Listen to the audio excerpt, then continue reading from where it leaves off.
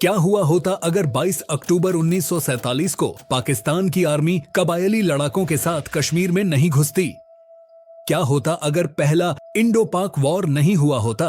अगर पाकिस्तान कश्मीर के लिए अपनी जिद नहीं करता और कश्मीर दो हिस्सों में नहीं टूटता? क्या होता तब? हमारे डेली लाइफ में कई ऐसी घटनाएं होती हैं जिनके लिए हम कभी कभी सोचते हैं कि अगर ऐसा नहीं हुआ होता तो क्या होता, या हमारा जीवन कितना अलग होता। क्योंकि लाइफ कई सारे सीरीज ऑफ इवेंट्स का मिश्रण है जिसमें हमारे एक निर्णय से भविष्य के सारे घटनाक्रम बदल जाते हैं।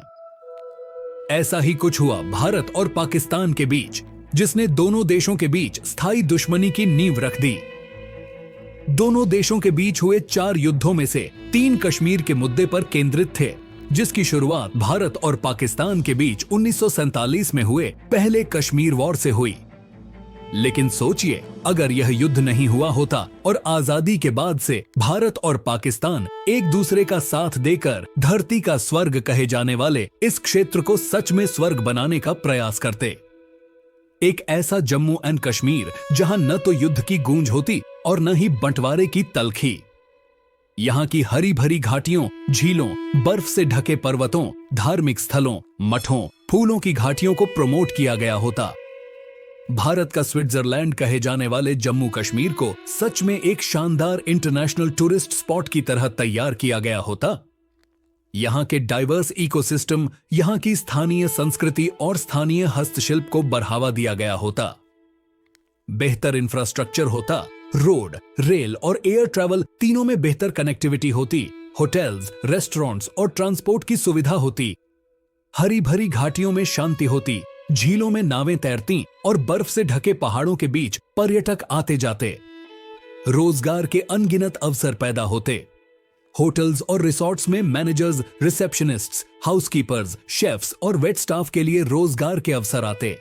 कश्मीरी पंडितों का कभी पलायन नहीं होता, उनके साथ कोई अन्याय नहीं होता, आतंकवादियों और अलगाववादियों की गतिविधियां नहीं होती, भारत के सशस्त्र बलों को अपने बहादुर सैनिकों की शहादत का सामना नहीं करना पड़ता, कोई निर्दोष कश्मीरी हिंसा के दलदल में मारा नहीं जाता, स्थानीय बाजारों को फायदा मिलता, शिल्पकार अपने हाथों से बनाई गई कारीगरी बेच पाते, उनकी आमदनी बढ़ती, टूर गाइड्स, टैक्सी ड्राइवर्स और ट्रैवल एजेंसियों के लिए नए अवसर पैदा होते।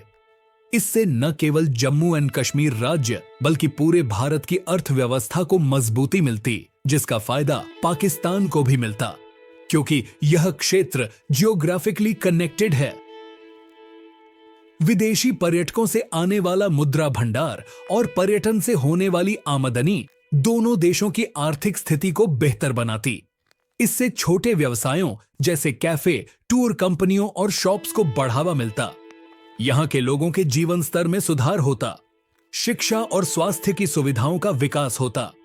पर्यटन से होने वाली आमदनी का उपयोग सांस्कृतिक धरोहरों और ऐतिहासिक स्थलों के संरक्षण में किया जाता।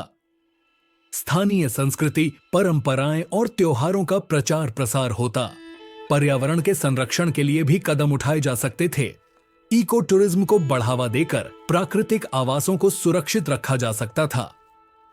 भारत और पाकिस्तान के बीच पॉलिटिकल स्टेबिलिटी और सहयोग का एक नया अध्याय शुरू होता।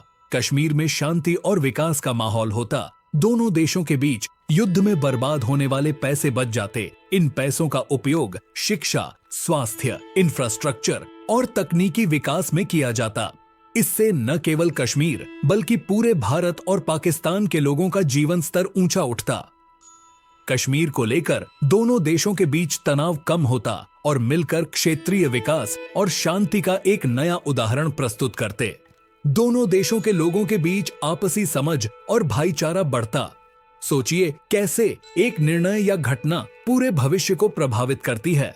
जम्मू कश्मीर आज भी संवेदनशील है, लेकिन इतिहास से हमें और खासकर पाकिस्तान को सीखना चाहिए कि कैसे शांति और सहयोग ही असली विकास का मार्ग है। सोचिए अगर कश्मीर एक अलग कश्मीर होता।